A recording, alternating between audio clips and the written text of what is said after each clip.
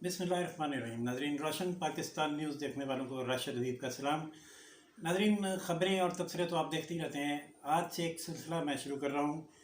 हमारे जो सीनियर साथी हैं जर्नलिज्म के और सियासत के, उनसे आपका तारुफ़ करवाने का और उनकी याददाश्तें आप तक पहुँचाने का, और ख़ास तौर पे कि उनकी ज़िंदगी में सबसे अहम याददाश्त जो उनको आज तक याद भी है और जिसका उनकी ज़िंदगी पर भी और या सोसाइटी पर भी कोई इम्पेक्ट हुआ, वो क्या थी। हमारे साथ मौजूद हैं फौजिया शाहिद साहिबा, जिनका बहुत तवील सहाफ़ती सफ़र है। वो ये ख़ुद बताएंगी कि कहाँ से शुरू हुआ और अब आजकल वो कहाँ हैं और इस दौरान उनके साथ क्या क्या अहम वाक़यात बीते। चलते हैं फौजिया शाहिद की तरफ। अस्सलाम वालेकुम मैडम। वालेकुम अस्सलाम। कैसी हैं आप? बहुत शुक्र है। क्या कर रही हैं आजकल? अभी तो एज ए एडिटर काम कर रही हूँ रोज़नामा पाकिस्तान में। और बाकी जब बात आप अपने इंट्रो में कहते हैं सफ़र की, तो सफ़र तो 45 साल पे है, तो उसका तो जिक्र मेरे ख्याल में इतने मुख्तसर वक्त में नहीं हो सकेगा। मैंने इसीलिए कहा जी कि अहम वाक़यात कोई और हो सकता है, सिर्फ एक दो वाक़यात हों। 45 साल का सफ़र बहुत बड़ा सफ़र होता है। मेरी उम्र उस वक्त 10 साल थी जब अपना सफ़र शुरू किया, यानी मैं 55 साल का हूँ। तो कहाँ से शुरू किया और कहाँ से चलते चलते आज पाकिस्तान के एडिटरशिप तक पहुँची है, ये बताइएगा। ये तो बहुत तवील सफ़र है, लेकिन बहरहाल ये है कि मेरी जो प्रिंट मीडिया का सफ़र है वो तकरीबन 32-33 बरस पे मुहित है, और तकरीबन 11 बरस 12 बरस के करीब जो है इलेक्ट्रॉनिक मीडिया का है। इब्तदा तो उस वक्त बहुत ज़्यादा वीकलीज़ होते थे 75 में। वो वीकलीज़ जो थे 1975 मेरा मतलब है, वीकलीज़ जो थे उस वक्त बहुत टॉप पे जाते थे। और वीकली शहाब जो है एक बहुत मारूफ पेपर था, वहाँ से मैंने किया था। और इंटरेस्टिंग बात यह है कि मेरा कॉलम जो था वो नफ्सियाती मसाइल के हल पे था। उसका नाम था उलझाओ सुलझाओ। उसके बाद रोज़नामा तामीर, लेकिन ये इत्तफ़ाक़ से रोज़नामा तामीर का जो दौर है ना, ये ज़ियाउल हक़ का दौर आ गया। मैं ये समझती हूँ कि अगर उसको बदतरीन दौर कहा जाए तो वो गलत नहीं होगा। उस दौर में तकरीबन 1983 तक तो तामीर से मैं वाबस्ता रही, 77 से लेके 83 तक। लेकिन इस दौरान जो मसाइल थे उसकी वजह से मुझे स्विच करना पड़ा। मैं सोवियत इंफॉर्मेशन में एज एडिटर चली गई। हाँ, वो सोवियत इंफॉर्मेशन में जो एज एडिटर आपने काम किया, उसके बाद आप दिलचस्प वाक़या बताती हैं, क्या क्या होता था ज़िया दौर में आपके साथ, वो बताएं। देखिए, ज़िया दौर में तो इब्तदा से ही कुछ ऐसी मुश्किलात थी। एक तो ये है कि जो पेपर था तामीर, ये आप ज़हन में रखें कि वो एक प्रोग्रेसिव पेपर था, और उसके जो एडिटर थे एक वो नॉन लेफ्टिस्ट थे। और ज़ाहिर है कि हम उसको ज़ाहिर है एक पता था कि वो क्या है, उनकी स्ट्रगल जो है वो सबको पता था। तो पहले दिन से ही कोशिश की गई थी कि तामीर को किस तरह ख़त्म किया जाए। और अगर ये कहा जाए कि प्री सेंसरशिप जो है 2-3 अखबारात के लिए लगाने का फैसला किया गया था। उसमें तो एक तो अमन था जो कराची से निकलता था, और तामीर था जो रावलपिंडी से निकलता था। उसके लिए प्री सेंसरशिप भी की गई। उसमें पहले ही ये 78 की बात है, शुरू में ही तामीर को टारगेट कर लिया गया था। और जो ख़बरें थी उसको बाकायदा इस तरह मॉनिटर किया जाता था कि उसके जो एडिटर थे और मालिक थे बशीरुल इस्लाम उस्मानी, उनको अंडरग्राउंड जाना पड़ा। अब वो जो अंडरग्राउंड जाना, उस वक्त जो एक्टिविटी थी उनके लिए ज़ाहिर है कि जिस तरह वो जहाँ उनको रखा गया था, मुख्तलिफ़ जगह पे मकामात पे रखा गया, लेकिन वो वहाँ से क्योंकि एडिटोरियल डेली लिखते थे, अब वो एडिटोरियल उसको लाना करना। फिर मेरे साथ थोड़ा सा ऐसा भी रहा कि वो उस्मानी साहब की वजह से ही हबीब जालब उनका मेरे घर आना, या इस तरह जाम साकी का मेरे घर आना, तो वो एक टारगेट वैसे ही थी मैं। फिर जब मैंने सोवियत इंफॉर्मेशन ज्वाइन कर लिया, तो आप ख़ुद अंदाज़ा कर सकते हैं उस वक्त ये आपके अफ़गानिस्तान में जो जंग की जा रही थी, जिसको जहाद का नाम इन्होंने दिया हुआ था, वो एक मज़ीद जो है वो परेशान कुन सूरत हाल का बाइस थी, जिसकी वजह से तकरीबन कोई दिन ऐसा नहीं होता था मेरी गाड़ी के आगे आके रो पी लिया जाता था। और एक फ़कीर, जो बाद में मुझे एहसास हुआ कि वो क्या बात थी, मेरे घर के बाहर एक गठरी सी रहती थी और एक फ़कीर बैठा रहता था। और कभी ख्याल नहीं आया था कि एक बंदा इस तरह वहाँ मुख्तस किया जा सकता है, लेकिन बहरहाल वो मेरी एक्टिविटीज़ को करता था। वो इस तरह हुआ, जो मुझे पता चला कि एक दफ़ा हमारा जो चीफ था रशियन, वो वैसे ही कहीं सदर आया, तो रास्ते में मेरा घर था, मैंने उनको ऑफ़र कर दी कि आप एक कप चाय पिएँ। उस दिन मुझे पता चला कि उसके घर आने के बाद वो फ़कीर के बैठने का मकसद क्या था, क्योंकि वो उसके बाद उन्होंने फॉलो किया। और पता है घर पे کپڑے آپ کے آئے وہ ہے. خیر بہرحال ایک خاصا پرابلم جو ہے اس وقت مستقل رہتی تھی، لیکن عادت پڑ گئی تھی لڑنے کی. شاہد میرے ہسبینڈ جو ہیں ان کا اس وقت MRD میں بہت ایکٹیو رول تھا. اچھا گھر میرا تھوڑا سا ایسا بہت بڑا ایک ہال نما اس میں نیچے کمرہ تھا. یہ ہمارے بچوں کو بتائیں MRD کیا ہوتا ہے؟ MRD تو اس وقت دیکھیں تحریک جو شروع کی گئی تھی میرا اس میں ریسٹوریشن آف جو ہے ہاں جی ڈیموکریسی. تو اس میں زیادہ تر جو سیاستدان تھے ان کی ایکٹیویٹیز بہت ہوتی تھیں، لیکن پیپلز پارٹی بہت ایکٹیو تھی. یہ اس کو ہمیں اعتراف کرنا چاہیے کہ صرف اگر اس وقت کوئی ڈیموکریسی کے لیے اسٹرگل کر رہا تھا وہ پیپلز پارٹی تھی. یہ اگر کہا جائے کہ دوسری جماعتیں یا کچھ بعد میں، یہ تو آخر میں جب انہیں اوپر ہوا بدلتی دکھائی دی تو اس وقت تھوڑا آہستہ آہستہ آنا شروع ہوئی. لیکن تمام سیاسی جماعتیں جو ہیں وہ ضیاء الحق کے ساتھ بیٹھی تھیں. اور کچھ ANP کو ہم کہہ سکتے ہیں، بالکل ہمیں ان کا بھی جو اس طرح کی پروگریسو جماعتیں تھیں وہ ہم ان کو سمجھتے ہیں کہ وہ اس وقت اسٹرگل میں موجود تھیں. لیکن پیپلز پارٹی کی جو MRD میں ایکٹیویٹیز تھیں اب وہ ان کے اجلاس میرے گھر ہوتے تھے. بہت دفعہ شاید سے کہا بھی کہ کیونکہ میں سوویت انفارمیشن میں ہوں تو گھر پہ MRD کے اجلاس نہ رکھیں، لیکن وہ اجلاس مستقل ہوتے رہے. آغا ریاض صاحب اس وقت بہت ایکٹیو تھے پنڈی میں، اور دیگر بھی سردار سلیم اور یہ لوگ خیر تھوڑا سا ان کو باہر بھی جانا چل پڑ گیا. لیکن یہ ہے کہ پیپلز پارٹی کا جو ورکر تھا وہ بہت زیادہ متحرک تھا. اور چونکہ میرا گھر اس وقت کمیٹی چوک کے قریب تھا. کمیٹی چوک ایک ایسا گھر تھا کہ جب بھٹو کو پھانسی بھی دی گئی وہاں اس وقت مظاہرے بھی ہوتے تھے، خود سوزیاں بھی وہیں ہوتی تھیں، مظاہرے بھی وہیں ہوتے تھے، وہیں گرفتاریاں ہوتی تھیں، وہیں ان کو جن کو کوڑے لگتے تھے ان کو وہیں سے اٹھایا جاتا تھا. یہ جو بات ہے نا، جب ہم بات یہ کرتے ہیں اس تکلیف کا 1% بھی نہیں ہے جو ہم دیکھ رہے تھے، جو ہم محسوس کر رہے تھے لوگوں کی جو میسریز تھیں. یہ بات بڑے آسانی سے ہم کہہ دیتے ہیں کہ جی وہاں لوگ آ رہے تھے، اور یہ آپ ذہن میں رکھیں کہ ان تمام لوگوں کے روزگار ختم کر دیے گئے ہوئے تھے، اور غریب لوگ تھے زیادہ تر. کن لوگوں کا روزگار ختم کر دیا؟ زیادہ تر یہ جرنلسٹ دیکھیں، جرنلسٹ جو پروگریسو جرنلسٹ تھے ان کو تو گریجولی ہٹا دیا تھا، ان کی تو نوکریاں بہت کم رہ گئی تھی. اور باقی جو ہے ایک بڑی کھیپ جو ہے، بڑے افسوس سے مجھے کہنا پڑتا ہے کہ ایک ایسی سوچ کے لوگوں کو جو اداروں کے سربراہ کے طور پر بٹھا دیا گیا تھا. ایسے لوگ اوپر مسلط کر دیے گئے تھے کہ جو ایک ہی سوچ رکھتے تھے. اور میں ہمیشہ یہ کہتی ہوں کہ چاہے وہ سرکاری ملازم تھے، چاہے وہ جرنلسٹ تھے، میں ان کو ہمیشہ دعائے قنوت کی بھرتیاں کہتی ہوں. وہ دعائے قنوت سن کے رکھا جاتا تھا اور اس پہ ان کی بھرتیاں کی جاتی تھیں. جو سوچ یہ سلسلہ تو پولیٹیشین کے ساتھ بھی کافی عرصہ رہا ہے، جو کاغذات نامزدگی جمع کرانے ہیں تو دعائے قنوت سنانا. جی یہ دعائے قنوت کو وہ تمام میں چیزیں بتا رہی ہوں نا کہ وہ دعائے قنوت ہی کا ایک وہ آپ اس کو دور ہی دعائے قنوت کا کہیں. دیکھیں یہ اس طرح جب ہم دعائے قنوت کی بات کرتے ہیں، ہمارا بھی عقیدہ ہے، ہم بھی ان جو دعا ہے یا جتنی بھی ہوتی ہیں ہم ان پہ بہت زیادہ کرتے ہیں. دعا تو ایک ویسی بہت اہم چیز ہے جو ہوا میں ملک رہتی ہے، اور میں سمجھتی ہوں کہ وہ کسی وقت اثر بھی کرتی ہے. مجھے تو بہت زیادہ بلیو ہے. لیکن یہ ہے کہ اگر آپ ایک جرنلسٹ کے طور پہ آ رہے ہیں، آپ کی کوئی کریڈیبلٹی نہیں ہے، آپ کی جرنلسٹک بیک گراؤنڈ نہیں ہے، آپ کچھ نہیں، لیکن چونکہ آپ اس سوچ کے مطابق ہیں تو آپ بہت بڑے جرنلسٹ ہیں. اور آپ کا مقام یہ ہے کہ آپ کو ادارے کا سربراہ کے طور پہ بیٹھنا ہے اور ایسے لوگوں کی بھرتیاں کرنی ہے کہ جن کا کوئی جرنلزم سے سوچ سے تعلق نہ ہو، لیکن وہ انہوں نے رکھنا ہے. تو یہ چیزیں ہمارے اسی کا نتیجہ ہے کہ آج ہر ادارے میں وہی لوگ ہر طرف موجود ہیں، اور ہر جگہ جہاں آپ دیکھیں آپ کو ایک ضیاء الحق بیٹھا ہوا نظر آئے گا. میرے خیال میں بڑھتے چلے جا رہے ہیں. ہم کچھ عرصے سے دیکھ رہے ہیں کہ یہ جو ایک ایکسٹریمسٹ جو رویے ہیں بہت بڑھتے چلے جا رہے ہیں.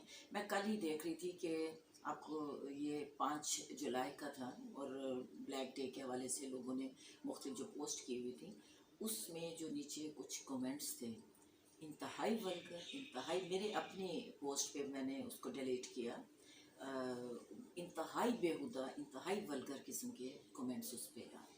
یہ جو چیز ہے یہ تو اب آج کل کا جو ہمارا سوسائٹی کا ڈیٹیریوریشن ہے نا، اس کا نتیجہ ہے. لیکن ضیاء الحق دور میں جتنی بھی خرابیاں تھیں اس قسم کی لینگویج نہیں تھی.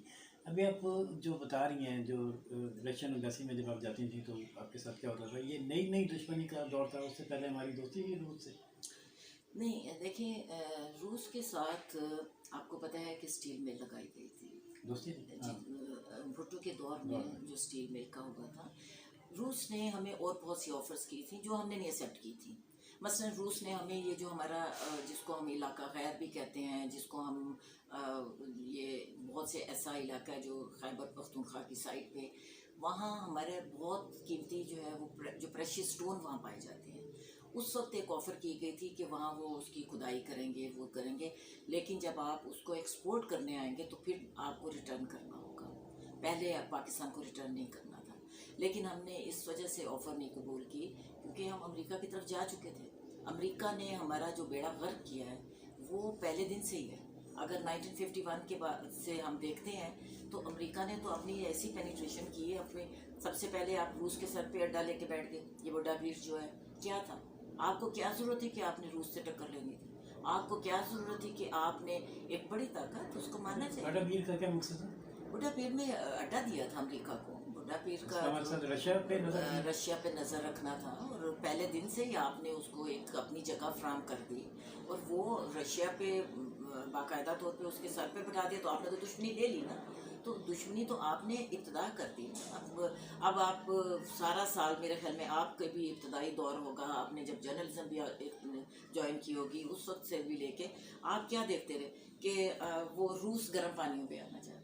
اگر فرض کیا کہ روس اس وقت، جیسے ابھی ہم سی پیک کی بات کر رہے ہیں، اگر اس وقت آپ کی دوستی کے ساتھ وہ ان علاقوں پہ اکراتا بھی تھا تو آپ کی ڈیولپمنٹ تھی نا.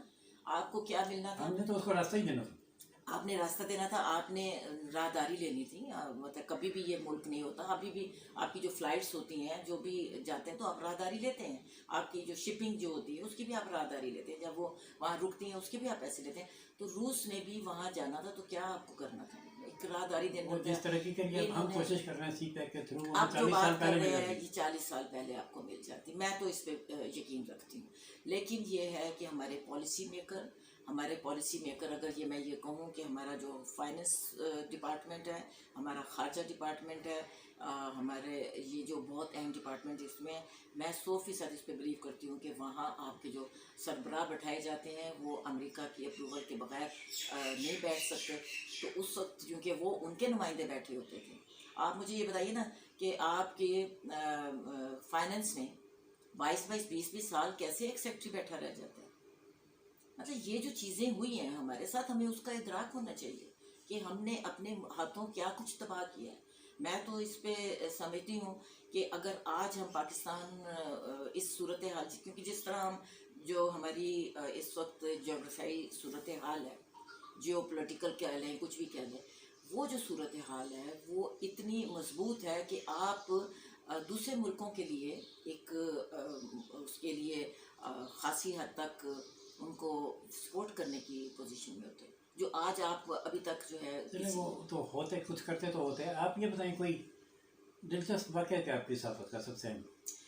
دیکھیے دلچسپ تو بہت زیادہ ہے، لیکن میری صحافت تھوڑی سی ٹف رہی ہے اور میرے ساتھ تھوڑے سے کرائسس اس قسم کے زیادہ رہے کہ مجھے مختلف صورتحال پہ دھمکیوں کا سلسلہ زیادہ ملا تھا، اور جس کی وجہ سے جو دلچسپ بات 2 مارشل لا تو بھگتے ہیں، کون سا زیادہ سخت تھا؟ ضیاء الحق کا تو بہت میرے خیال میں بدترین ماشاء اللہ تھا. لیکن جو مشرف کرتے تھے کیا رزسٹ کیا بھی ہے، لیکن اس میں ہمیں بہت فائدہ ہوا. ہمیں الفاظ کا استعمال آ گیا کہ ہم اپنی بات کن الفاظ کے تحت پہنچا سکتے ہیں جو بھی نہ ہو لیکن سخت جو آپ اپنا میسیج دے سکیں. مثلا میں اب آپ کو ایک بڑی انٹرسٹنگ بات بتاؤں کہ ایک جب یہ مشرف پہ حملہ ہوا تھا، شاید آپ کو یاد ہوگا، پنڈی میں وہ اپنے گھر جاتے ہوئے جو بھی راستے میں اس پہ حملہ ہوا تھا، اس وقت ایک بہت اہم میٹنگ ہوئی تھی ہمارے مقتدر حلقوں میں اور بہت زیادہ اس کا جائزہ لیا گیا تھا. ظاہر پریزیڈنٹ تھا اس وقت، چیف آف آرمی اسٹاف بھی تھا، تو اس پہ حملہ ہونا اور اس کے کانوائے پہ، اور وہ بہت بڑی بات ہوتی ہے. اس وقت جو میٹنگ تھی اس میں ایک بہت اہم پہلوؤں پہ غور کیا گیا، اور اتفاق ہے کہ میرا ایک ایسا سورس تھا کہ مجھے اس کی کمپلیٹ اس بریفنگ کی جو ہے وہ ملی. اب خبریں وہ بہت زیادہ تھیں. اب مجھے چونکہ میں نے ایک طریقہ سیکھا ہوا تھا، یہ ڈیلی پاکستان میں اس وقت تھی، میں نے فرنٹ پیج پہ سنگل خبریں بنائی. उस तमाम जो ब्रीफिंग थी फ्रंट पेज पे 6-7 खबरें लगी, सिंगल लगी, और ऐसे अल्फाज थे, एक खबर पे तो बहुत हंगामा हो गया, क्योंकि उस वक्त फर्स्ट टाइम मैंने ये कहा था कि उसमें कोई एक लेफ्टिनेंट कर्नल मुलव्वस है। अच्छा, और ये बात आपने ले ली थी कि लेफ्टिनेंट कर्नल? तो वो भी मैंने खबर दी थी, लेकिन मैंने 6 खबरें सारी दी, सारी चल गई, सारी जो है वो नज़र से उनके गुजर गई, लेकिन वो खबर जो है बहरहाल आई, लेकिन बाद में देखिए सबूत भी मिल गया, वो खबर जो कोई इसमें वो नहीं थी। लेकिन आजकल तो हालांकि मार्शल नहीं है, सख्ती नहीं है, फिर भी मैं देखता हूँ हमारे जो यंग जर्नलिस्ट हैं खबर या तो खुद सेंसर कर लेते हैं, और अगर दें भी तो उसके ऊपर लिख देते हैं पॉलिसी के मुताबिक, यानी सेल्फ सेंसरशिप लोगों ने अपने ऊपर नाफिज कर लिया। आपके दौर में ऐसा नहीं था, आप फाइट करते थे। देखिए सेल्फ सेंसरशिप की जो बात है ना, ये हमारे बहुत सीनियर जर्नलिस्ट, मैं इस वक्त नाम ले लूँगी, लेकिन हमारे जब ये मुशर्रफ आया तो मैंने मेरे ख्याल में मुझे याद पड़ता है, शायद उस वक्त आप भी बाहर पीटीवी के बाहर हम लोग खड़े थे जब मुशर्रफ ने जब को किया था, तो पीटीवी के बाहर सब लोग हम खड़े थे, और गालबन आप लोगों का ग्रुप था, तो मैंने उस वक्त ये कहा था कि बड़ी जद्दोजहद के लिए तैयार हो जाए। तो उस वक्त जो यंग थे उनका कोई समझ नहीं पाए थे, वो उस जद्दोजहद को नहीं समझ पाए थे, लेकिन हमारे जो सीनियर्स थे, चंद दिन बाद इस्लामाबाद होटल में एक सेमिनार हुआ जिसमें इस हवाले से बात की गई, स्ट्रगल के हवाले से। हमारे सीनियर जो बहुत नाम रखते हैं, उन्होंने वहाँ ये कहा कि हम नहीं करेंगे, हमने ज़ियाउल हक के दौर में कर ली, अब नहीं करेंगे। तो मेरा वहाँ शदीद झगड़ा हुआ था। मैंने कहा कि हमारी जो है एज ए जर्नलिस्ट और एज ए ज़ाहिर मैं उस वक्त इत्तफाक से PFUJ की सेक्रेटरी जनरल भी थी, मैंने कहा कि हमारी कभी मुमकिन नहीं है कि जमहूरियत के ख़िलाफ़ हम चल सकें और हम जद्दोजहद ना करें, लेकिन उन्होंने कहा कि बीबी हम तो गिव अप करते हैं, हम नहीं करेंगे, हमें क्या ज़रूरत पड़ी है। बाद में उन्होंने बहुत नाम भी कमाया, बहुत बड़े ओहदों पे भी रहे, बहुत ज़्यादा चैनल्स पे उनके प्रोग्राम भी चले। मकसद मेरा ये कहने का है कि एक तो वो खेप थी कि जिसको इल्म ही नहीं था जद्दोजहद का, दूसरी वो खेप थी जिसको पता था लेकिन उसको गिव अप किया उन्होंने क्यों गिव अप किया, उसकी क्या वजह समझती हैं? देखिए मैं ज़ाती तौर पे समझती हूँ, एक तो फाइनेंशियल प्रॉब्लम्स लोगों के बहुत आगे, मैं थोड़ा सा इस हवाले से अपने आप को खुशकिस्मत समझती हूँ कि मैं एम्बिशियस कभी नहीं रही पैसे के हवाले से। लकीली मेरे हालात थोड़े बेहतर रहे, मैं बहुत अच्छे नहीं कहती, लेकिन इतना है कि जिस तरह मैं एक हम सोशलिस्ट ज़हन के लोग हैं, हम ये समझते हैं कि अगर आप बेहतर जगह चले, सर छुपा के बैठे हैं, रोटी आपको 2 वक्त मिल रही है, तो यही हम लोग उसी पे करते हैं और कोशिश करते हैं कि बाकी हिस्सा किसी को शेयर कर लें। तो इस वजह से शायद हमें इस तरह का प्रॉब्लम नहीं, लेकिन जो कैपिटलिज्म की जो जड़ें हैं इतनी मजबूत हो गई हैं कि हर शख्स आगे से आगे जाने का, ज़्यादा से ज़्यादा हासिल करने के चक्कर में मादियत परस्ती जो है, तो ये तमाम चीज़ें मिशन खत्म हो गया है, मादियत परस्ती। जर्नलिज्म में भी मादियत परस्ती बहुत ज़्यादा है, क्योंकि कमर्शियलिज्म है ना, इसमें कौन सा जर्नलिज्म कौन सा रह गया है। अब ये हम लोग थोड़े से अहमक लोग हैं कि अभी भी इसमें जर्नलिज्म की बात कर रहे हैं, जर्नलिज्म नहीं है। अभी आप देखें, मुझे आप ये बताइए, मैं भी एज ए एडिटर मैंने काम शुरू किया है दोबारा से, मैं क्योंकि PTV में एज ए कंटेंट एडिटर थी, वहाँ से ख़त्म करने के बाद अभी मैं दोबारा आई हूँ, तो मुझे भी पता है कि बहुत से इश्तहारात जो अगर आपको मिलते हैं, चाहे वो यूटिलिटी स्टोर है, चाहे दूसरे हैं, हम उनके ख़िलाफ़ खबर नहीं लगाएंगे। तो ये जब आपकी सूरत हाल है, जो कुछ मर्जी वहाँ कर लें। अभी आपके इतना बड़े स्कैंडल्स आए हैं चीनी की खरीद के हवाले से, और बहुत से स्कैंडल आते हैं, पास्को के स्कैंडल आते हैं, लेकिन आपके पास इश्तहार आते हैं, आप इस पर बात नहीं करेंगे। तो ये मेरा ख्याल है कि ये तो हर दौर में रहेगा। ज़ियाउल हक दौर में ऐसा नहीं था कि इश्तहारों की वजह से आप खबर नहीं रोकते थे? देखिए उस वक्त जर्नलिज्म को थोड़ा सा फ़र्क आप देख लें, जैसे मैंने ये कहा कि हमारी थोड़ी तरबियत ऐसी है कि ज़रूरी नहीं है कि हमने बहुत ज़्यादा हासिल करना है।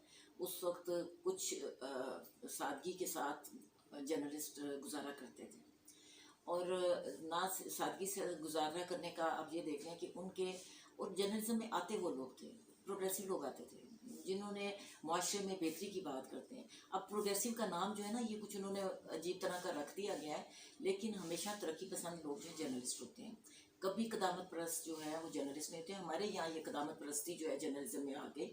कदामत परस्त जर्नलिस्ट हो ही नहीं सकता, क्योंकि वो आप एक बुराई को देखते हुए कैसे हो सकता है कि उस पर आंखें बंद कर लें, आंखें बंद नहीं आप कर सकते। तो जर्नलिस्ट की तो बुनियादी जो सरिश्त है या उसकी जो बुनियादी ज़रूरत है, वो तो आपकी तरक्की या तब्दीली या एक बेहतर मुआशरे की ख्वाहिश और होती है। मुझ में ये बड़ी बुनियादी खामी है कि जो मैं बुराई देखता हूँ ना, उस पर मैं वहीं चीख उठता हूँ। ज़रा कोई मुझ में सब्र ये बर्दाश्त रोक नहीं है जो सब बाकी सब में है। उसका नतीजा ये कि मैं, मेरा ख्याल है, सबसे पीछे रह गया। हाँ, ये लेकिन देखिए मैं ज़ाती तौर पे समझती हूँ ज़मीर भी एक चीज़ होती है, वो अगर आप मुतमईन है ना कुछ भी कर लें। देखिए बच्चों में भी हमने तो ये तरबियत दी है। मेरा ख्याल है, मुझे थोड़ा सा फ़ख्र इस बात पे है कि मैंने अपनी औलाद को भी कि आपने एक दूसरे का एहसास करना है, दूसरे के लिए भी अपनी ज़िंदगी को वक्फ करना है। तो ये चीज़ें जो हैं थोड़ा सा लेके मिल के कलेक्टिव लिविंग जो है ना, मिल के रहना, मिल के जीना, दूसरे का एहसास करना, ये आपकी ज़रूरत है। बुराई पे चीखना, ये आप मेरे साथ क्या है, मैं कहीं भी बुराई होती है। अब जब मेरा पाकिस्तान, अगर मैं ये देखती हूँ मेरी लाइफ जो प्रिंट मीडिया की है, काफ़ी तवील अरसा मैं रोज़नामा पाकिस्तान में एज ए चीफ रिपोर्टर रही। वो आप अभी भी पूछ सकते हैं, रिपोर्टर्स को सिखाया, रिपोर्टर्स के साथ कहीं भी कोई मुश्किल पेश आई, मालिक की तरफ से आई, मालिक के साथ सिर्फ हमेशा मैंने मुकाबला किया कि ये गलत है, उसको आपको देना है। तो ये चीज़ें जो है ना, ये इस मिजाज के साथ पीटीवी में कैसे आपने जॉब की, कितना अर्सा की? पीटीवी में ऑलमोस्ट 6 साल की। लेकिन इंटरेस्टिंग बात यह है कि पीटीवी में मेरी जो जॉब थी वो, अब आपको ये देखें, आपने मुझे कहा कि पीटीवी एक ऐसा इदारा है कि जो सरकारी काफ़ी ज़्यादा करता है। अब वहाँ भी मैंने बहुत ज़्यादा स्टैंड लिए। मसलन नैब के चेयरमैन का इंटरव्यू आया, मैं चूँकि कंटेंट एडिटर थी, जो मुझे चीज़ लगती थी कि ऑन एयर जाने वाली नहीं है, मेरे ख्याल में सैकड़ों के हिसाब से मैंने उनको डिस्कार्ड किया, नहीं चलने दिया। चेयरमैन नैब का इंटरव्यू आया, उस वक्त चेयरमैन नैब थे वो, मुझे नाम इस वक्त भूल रहा था वो, बहरहाल उनका इंटरव्यू आया। उनके जो डायरेक्टर पब्लिक रिलेशन थे, उन्होंने कहा नहीं फौजिया को मेरा कह दें, चल जाएगा। मैंने रोका, उन्होंने कहा कि नहीं, वो इनको बहुत ज़रूरी जाना है, अब सरकारी चीज़ है, सरकारी वो है, लेकिन वो मैंने नहीं जाने दिया। मैंने कहा सवाल ही पैदा नहीं होता कि ये, अगर आप मुझे ये देते हैं कि नैब ने कितने केसेस किए, कितने सॉल्व किए, कितने किया, तो वो तो मैं चला दूँगी। लेकिन अगर उसका ये ज़ाती तशहीर होगी कि ये चेयरमैन नैब का, तो वो नहीं चलेगा। तो वहाँ वो बहुत कोशिश की, कई महीने तक वो मेरे, उन्होंने कहा कि मैंने उनसे कहा, मैंने कहा नहीं, मैं ये जॉब छोड़ दूँगी, लेकिन ये नहीं चलेगा, नहीं चला।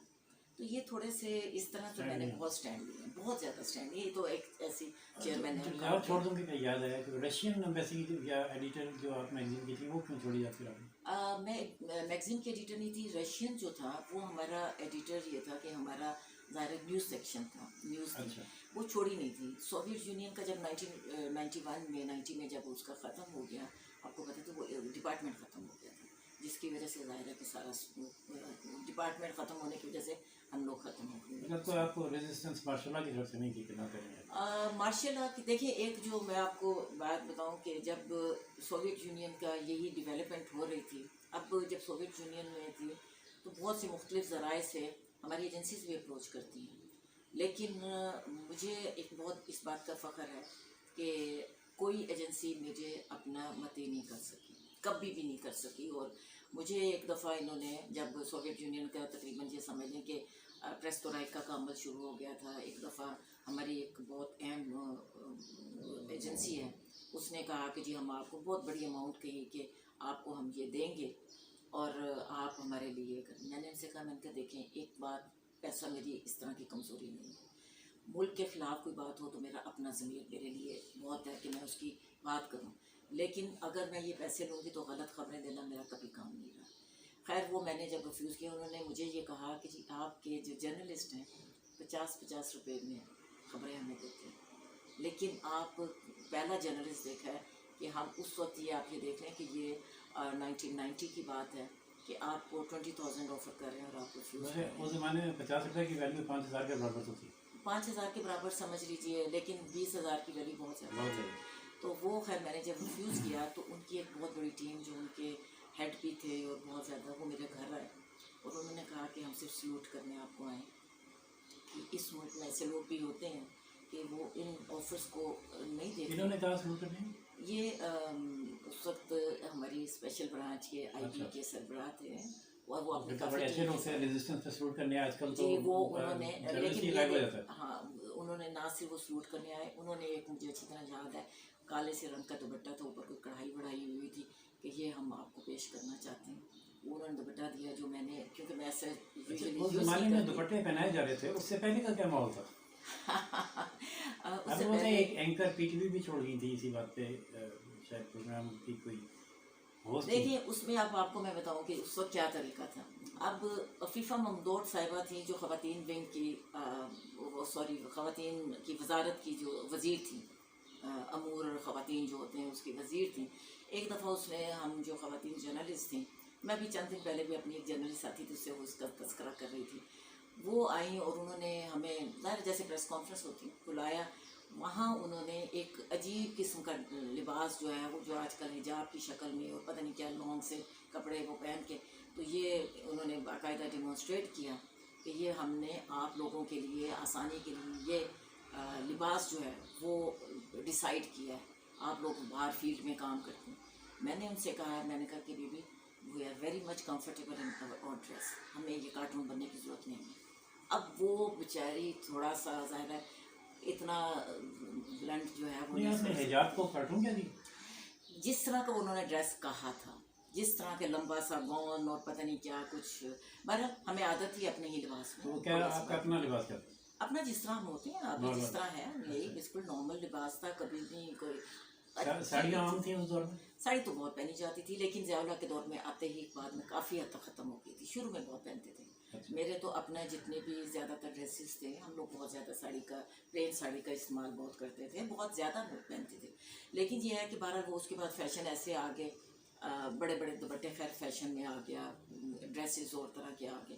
خیر وہ ایک جو بھی چلا ہے اس میں بھی ہمیں اپنی ریزسٹنس ہے. لیکن یہ ہے کہ عفیفہ ممدوح نے جو کوشش کی تھی, اب باقی جرنلسٹ جو میری ساتھی تھی وہ ذرا خاموش رہیں کہ وزیر ہیں, لیکن میں نے ان سے کہا, میں نے کہا جی ہم یہ اس طرح کے جو ہم اپنے لباس میں بہت کمفرٹیبل ہیں, ہم پسند ہی نہیں کرتے کہ اس طرح کے کچھ کارٹون بن کے باہر جائیں, ہم ٹھیک ہے ہمیں آپ نہ کریں. تو وہ ایک انہوں نے کوشش جو ہمارے لیے کی تھی. میرا کہنے سے مقصد یہ ہے کہ یہ جو آج کل حجاب ہے, دیکھیے برقع پہلے بھی پہنا جاتا تھا, کوئی ایسی بات نہیں تھی, لیکن جو آج کل ہے یہ باقاعدہ امپورٹ کیا ہوا ڈریس ہے. اور آج ہم یہ دیکھتے ہیں کہ جب سرکاری سطح پہ آپ اس طرح انٹروڈیوس کراتے ہیں تو آپ نے یہ دیکھا کہ میں حیران ہوں کہ چوتھی 4-5 سال کی بچی ہیں, 8-9 سال کی بچی ہیں, آپ ان کو کیا ایک ان کی کھلنے کی جو عمر ہوتی ہے, سیکھنے کی عمر ہوتی ہے, کھیلنے کی عمر ہوتی ہے, آپ ان کو اس ڈریس میں بٹھا کے یا باہر جانے کے لیے ان کو پہلے ہی کانشیس کر دیتے ہیں کہ کیا ہے یہ. تو یہ اس طرح کی جو چیزیں ہیں میں سمجھتی ہوں کہ معاشرے میں ایک خاصا بگاڑ کا سبب بنتی ہیں. ہم نے تو وہ معاشرہ بھی دیکھا, جیسے میں نے بتایا کہ میں نے 1975 میں جرنلزم جوائن کر لیا تھا. اس سے پہلے ظاہر ہے کہ کالج کی لائف جو تھی کبھی کوئی پرابلم نہیں ہوتا تھا. کالج جاتے ڈریس جو بھی تھے آپ مطلب نہ کبھی کوئی سڑک پہ پرابلم ہوتا تھا, نہ کوئی آنے جانے میں. کالج بس میں جاتے تھے, بسوں میں ہی آنا جانا ہوتا تھا, کوئی اتنے وہ نہیں تھا کہ ایک اسپیشل ہماری کوئی گاڑی ہوتی چھوڑ کے آتی لاتی, لیکن کوئی ایسے مسائل نہیں تھے. اس کے بعد جب یہ میں تو ہمیشہ یہ سمجھتی ہوں کہ جب آپ کوئی پابند کرتے ہیں نا چیز, تو اس کے بعد ریزسٹنس ہوتی ہے, ویسے نہیں ہوتی. آپ نے جب لوگوں کو عورت عورت عورت کر کے ٹارگٹ کر دیا, تو وہ جو بڑے بڑے میں بتا رہی نا دوپٹوں کے ڈریس آگے تھے, اس کے اندر تک نظریں جانے لگ گئی. پہلے نہیں جاتی تھی, کھلے عام جاتے تھے. اس نے ہمیشہ وہ بگاڑ پیدا کیا. آپ ہمیشہ کوئی چیز اس کو پوائنٹ آؤٹ کریں گے تو اس پہ ہی بگاڑ بھی پیدا ہوتا ہے. یہ میرا اپنا. لیکن اب تو یہ والا جو دور ہے, یہ تو اب اوپننس کا دور واپس آ رہا ہے, اس پہ کیا کہیے؟ اوپننس کا دور کہاں آ رہا ہے؟ ٹک ٹاک دیکھا پہ ہاں ٹک ٹاک جو ہے, لیکن دیکھیں میں بہت کم دیکھتی ہوں, اس کی بہت سی وجوہات ہیں. کیا اتنی اوپننس بھی ہونی چاہیے؟ میں چونکہ زیادہ اس سے واقف نہیں ہوں, میں آپ کو صاف بتا دوں, خام خواہ میں کوئی تبصرہ کر دوں, لیکن یہ ہے کہ چونکہ جو کچھ سننے میں آ رہا ہے, دیکھیے اوپننس جو ہے اگر گریجولی آتی ہے نا تو کوئی بری نہیں ہوتی. آپ آج کسی فرد کو, بچے کو آپ عالمی سطح پہ جو کچھ ہو رہا ہے اس کو روک نہیں سکتے. آپ کس طرح روکیں گے؟ آپ ہر گھر میں آپ کے اب تو مزید ایکسیس ہو گئی نا بچوں کی ٹیلی فون پہ, اب تو آپ کی کلاسز اس پہ ہیں, تو آپ کی ہاں موبائل پہ آپ کی کلاسز ہو رہی ہیں, آپ کے نیٹ پہ جو ہے لیپ ٹاپ پہ یا کچھ, آپ کس طرح روکیں گے؟ مجھے آپ یہ بتائیں. تو بچوں کو پہلے جو ہے نا گریجولی تیار किया जाना चाहिए। अब वो जो आप एकदम छलांग लगाते हैं ना कहीं, वो बुराई होती है।